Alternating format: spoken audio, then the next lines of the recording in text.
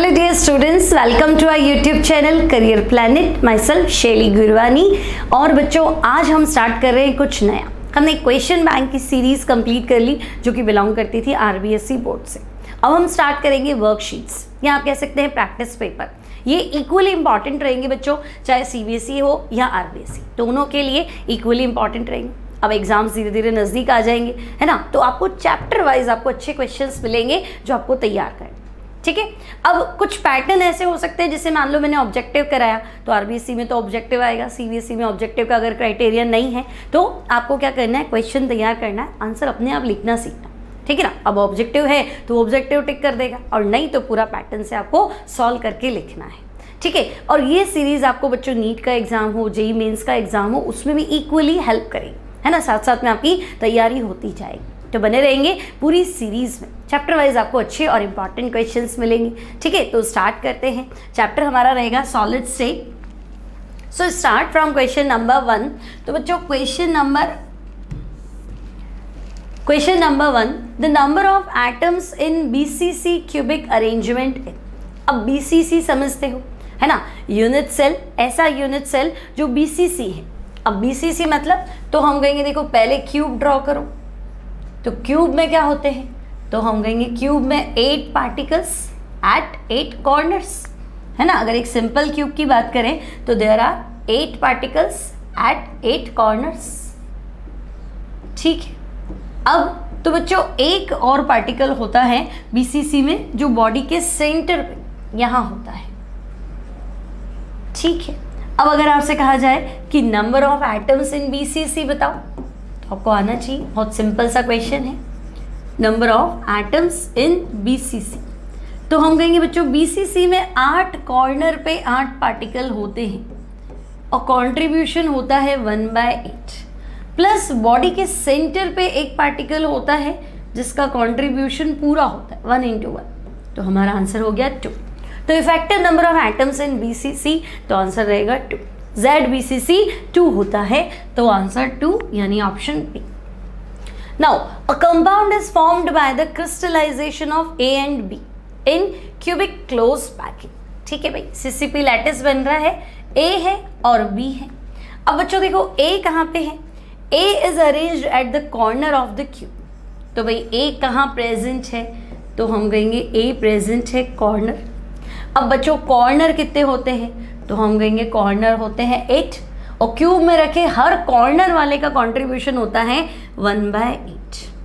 तो 8 × 1/8 यानी कि ये हो गया 1। Now B are arranged at the centre of each face. तो बच्चों अब B निकालना है, तो B है सेंटर ऑफ ईच फेस यानी FCC।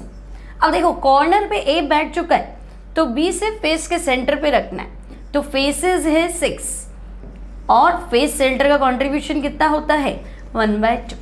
तो बच्चों A/B, तो मैं कहूंगी 1/3। तो आंसर होना चाहिए आपका AB3। So correct answer will be AB3 option C. Clear. Now which of the following is not an example of group 13-15 compound. तो मतलब है कि भाई 13-15 मतलब ग्रुप 13 और ग्रुप 15। तो एक एलिमेंट आपको लेना है फ्रॉम ग्रुप 13, दूसरा लेना है ग्रुप 15, और उनको मिला के अगर एक कंपाउंड बनाया, मोस्टली सेमीकंडक्टर्स के लिए होता है ना, तो वो हो गया ग्रुप 13-15 कंपाउंड। तो ये पूछ रहा है नॉट एन एग्जाम्पल, मतलब 3 तो ग्रुप 13-15 है और एक ऐसा है जो 13-15 नहीं है। अब इसको सॉल्व कैसे करना है बच्चों, तो आप पहले ही लिख दो ना ग्रुप 13 और 15 का कंपाउंड, मैं ग्रुप 13 भी लिख दो और ग्रुप 15 भी लिख दो। अब ग्रुप 13 याद करो क्या होता है, तो मैं कहूँगी बोरॉन फैमिली। तो बोरॉन फैमिली याद की थी आपने, बैंगन, आलू, गाजर, इन, थैल। ठीक है, boron, aluminium, gallium, indium and thallium. अब ग्रुप 15 होता है नाइट्रोजन फैमिली, तो नेहा, पूजा, असलम, सब, बीमार। ठीक है, तो नाइट्रोजन, फास्फोरस, आर्सेनिक, एंटीमनी और बिस्मथ। ठीक है, याद करने का तरीका है ये। तो ग्रुप 13 ग्रुप 15। अब मैं मैच कर लेती हूँ कि भाई कोई एलिमेंट मैच कर रहा है क्या। तो देखो इंडियम एंटीमनी, तो ये रहा ग्रुप 13 में इंडियम, एंटीमनी हो गया ग्रुप 15। तो मैं कह रही हूँ तो है ग्रुप 13-15। और कोई, तो गैलियम आर्सेनाइड, तो ये देखो, this is gallium and this is arsenide, तो ये भी बैठ गया। अब फोर्थ ऑप्शन देखो, एल्यूमिनियम फॉस्फाइड, तो एक एल्यूमिनियम एक फॉस्फाइड दिखा आपको, तो हम कहेंगे ये भी है। तो ये 3 तो मुझे मिल गए जो ग्रुप 13-15 कंपाउंड है। मतलब इंडियम एंटीमनी वाला आंसर नहीं हो सकता, गैलियम आर्सेनाइड वाला नहीं हो सकता, एल्यूमिनियम फॉस्फाइड वाला नहीं हो सकता, तो आंसर है कैडमियम सेलेनाइड। अब कैडमियम होता है बच्चों पीरियोडिक टेबल में group 12, zinc, cadmium, mercury, zinc के जस्ट नीचे, तो जिंक का ग्रुप नंबर है 12। और सेलेनाइड तो याद करो ऑक्सीजन फैमिली, ओ स्टाइल से टीपो, तो ओ मतलब ऑक्सीजन, स्टाइल मतलब सल्फर, से मतलब सेलेनियम। तो बच्चों ये है ग्रुप 12-16 कंपाउंड, है ना, 12-16 कंपाउंड। आपसे पूछा है 13-15 कौन नहीं है, तो हम कहेंगे नहीं है ये, क्योंकि ये तो 12-16 है। ठीक है, so correct answer will be option C. Now the total number of atoms in unit cell of hexagonal close packing. अब बच्चों hexagonal close packing in 3D की अगर बात करें, क्योंकि यूनिट सेल काटेंगे किस में से, 3D में से, तो 2 तरह का था, एक तो HCP और एक CCP। अब याद करो HCP में तुमने क्या पढ़ा था, तो हमने कहा था फर्स्ट लेयर जो है that is in hexagonal close pattern या हेक्सागोनल पैटर्न, ठीक है। सेकेंड जो है that is placed in the interstices of first, और थर्ड जो है that is again in hexagonal pattern, ठीक है। अब अगर हम ध्यान से देखें तो देखो हेक्सागन क्यूब जो बनेगा ना, इस बार नॉर्मल क्यूब नहीं बनेगा, हेक्सागन वाला क्यूब बनेगा। तो 6 पार्टिकल तो इन 6 कॉर्नर पे हैं, this is our layer A. 6 particle जो है बच्चों वो इन 6 कॉर्नर्स पे हैं, this is again A. A B arrangement पढ़ा था। और बीच वाली जो लेयर है यहां पे 3 पार्टिकल्स थे, ठीक है। अब अगर आप ध्यान से देखो तो यहां देखो ये जो क्यूब आ रहा है ना, ये ऐसे आएगा। फर्स्ट जो लेयर है that is hexagonal close pattern, और थर्ड जो है वो भी हेक्सागोनल क्लोज पैटर्न, ठीक है ना। ए बी अरेंजमेंट है, तो क्यूब जो आएगा ना बच्चों वो ऐसे आएगा। अब पहली जो लेयर है इसमें 6 पार्टिकल्स या 6 बॉल्स को हेक्सागोनल क्लोज पैटर्न वे में रखा था, ठीक है। और थर्ड लेयर थी वो भी पहली जैसी ही थी, तो यहां पे भी 6 पार्टिकल रखे थे। सेंटर में क्या था, तो 3 पार्टिकल और आ गए थे यहां, ठीक है।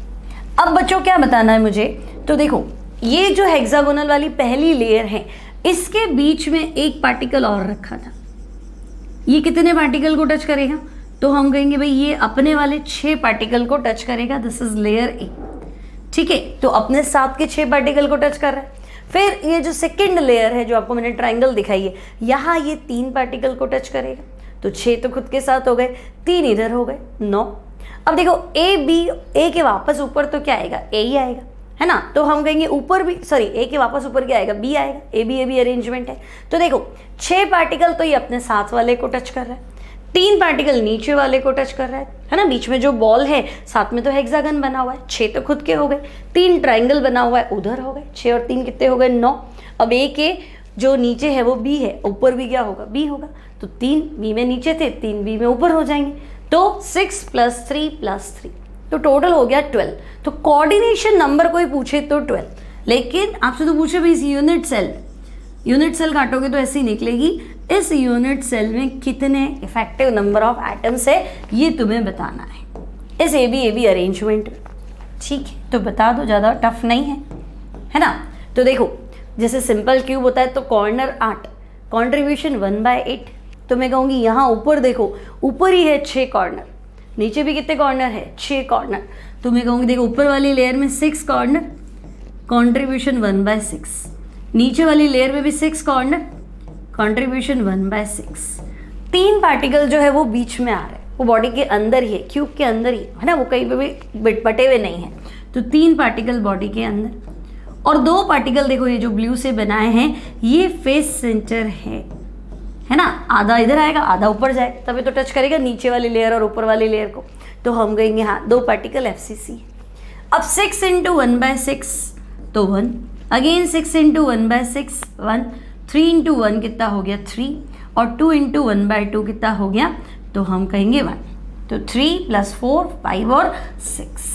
तो याद भी रख सकते हैं डायरेक्ट कि HCP की यूनिट सेल में कितने एटम्स होते हैं, तो हम कहेंगे 6 एटम्स होते हैं। और कोई पूछे नहीं निकाल के बताओ, पूरा प्रूफ करके बताओ, तो आपको 3D अरेंजमेंट पता होना चाहिए। So total number of atoms in hexagonal unit cell, तो हम कहेंगे it will be 6। So correct answer will be option B. Now which of the following anion has higher coordination number. तो बच्चों सारा ही पता होना चाहिए। देखो NaCl अगर क्रिस्टल है तो कोऑर्डिनेशन नंबर होता है 6:6। जिंक सल्फाइड का क्रिस्टल है तो कोऑर्डिनेशन नंबर होता है 4:4। नाउ CaF2 और Na2, तो बच्चों CaF2 को हम बोलते हैं फ्लोराइड स्ट्रक्चर।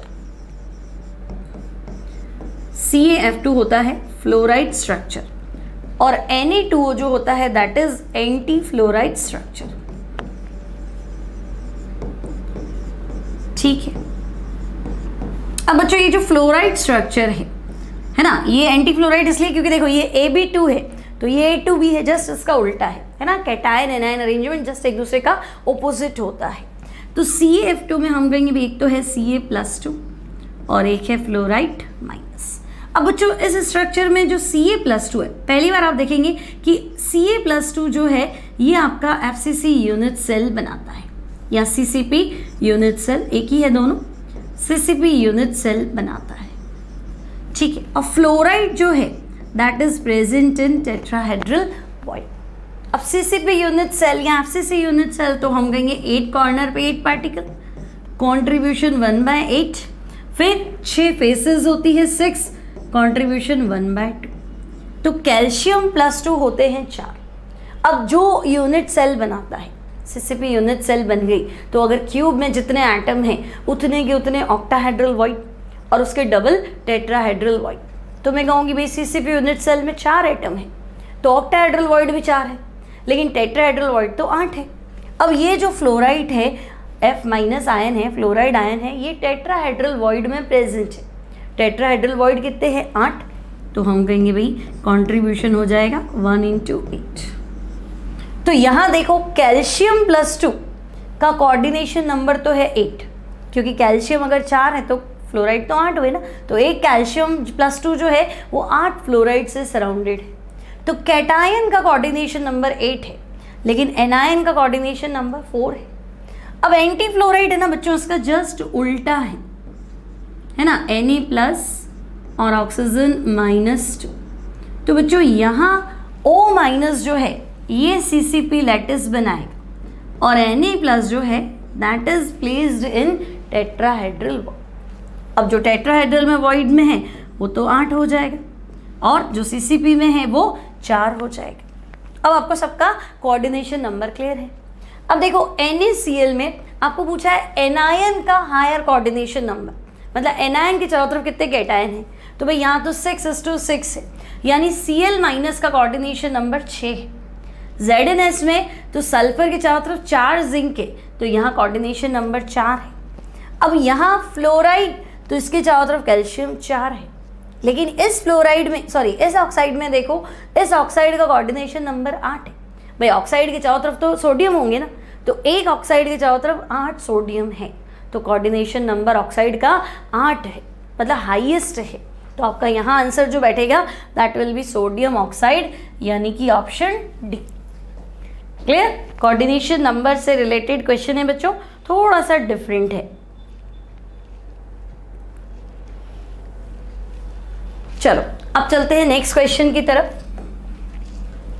नेक्स्ट क्वेश्चन है Schottky defect is found when unequal number of cation and anion left its lattice site. Equal number of cation and anion left its lattice site.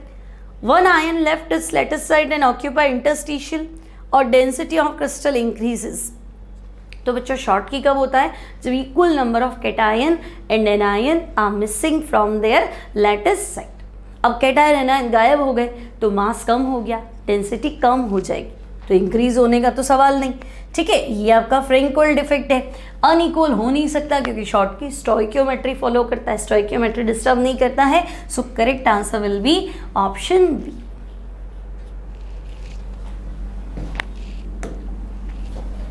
Now the regular arrangement of constituent particles of a crystalline solid in 3-dimensional space is called। तो बच्चों अगर crystal में सारे के सारे particles को 3D में arrange कर दिया जाए तो 3D में जो बहुत बड़ा स्ट्रक्चर बनता है दैट इज स्पेस लैटिस। तो यहाँ आपको लिखना है स्पेस लैटिस या आप लिख सकते हैं क्रिस्टल लैटिस, वो एक ही बात है। ठीक है, करेक्ट वर्ड है space lattice. Now the point at which constituent particles are arranged। तो बच्चों लैटिस में वो पॉइंट जहाँ पे हमने आयन को रखा है, एटम को रखा है ना, या मॉलिक्यूल को रखा है, तो हम कहेंगे वो लैटिस पॉइंट होता है ना, उसका प्लेस जो हमें पोजीशन बताता है। So this is called lattice point.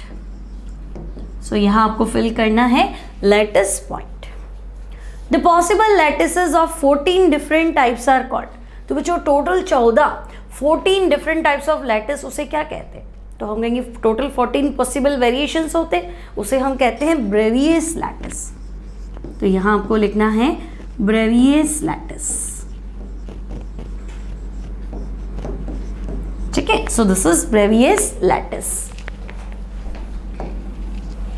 Now the constituent particles are also present eight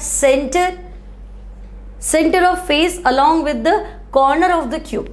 तो बच्चों कॉर्नर पे भी प्रेजेंट है और सेंटर ऑफ ईच फेस यानी यहां पे भी प्रेजेंट है। तो ऐसा कौन सा यूनिट सेल हुआ? तो हम कहेंगे कोने के साथ साथ कॉर्नर्स ऑफ द क्यूब और सेंटर ऑफ फेस। तो कोने के साथ साथ हर फेस के सेंटर पे भी प्रेजेंट है, तो वो हम कहेंगे एफसीसी यूनिट सेल। तो यहां आपको लिखना है, सिर्फ एफसीसी लिख सकते हैं, एफसीसी यूनिट सेल। ठीक है, तो in FCC unit cell the constituent particles are also present at centre of faces along with the corner of the cube. ठीक है, अभी अगले में तुम्हें आंसर ही दे दिया, तो मैं इसको पहले डिलीट कर देती हूँ, फिर हम देख लेते।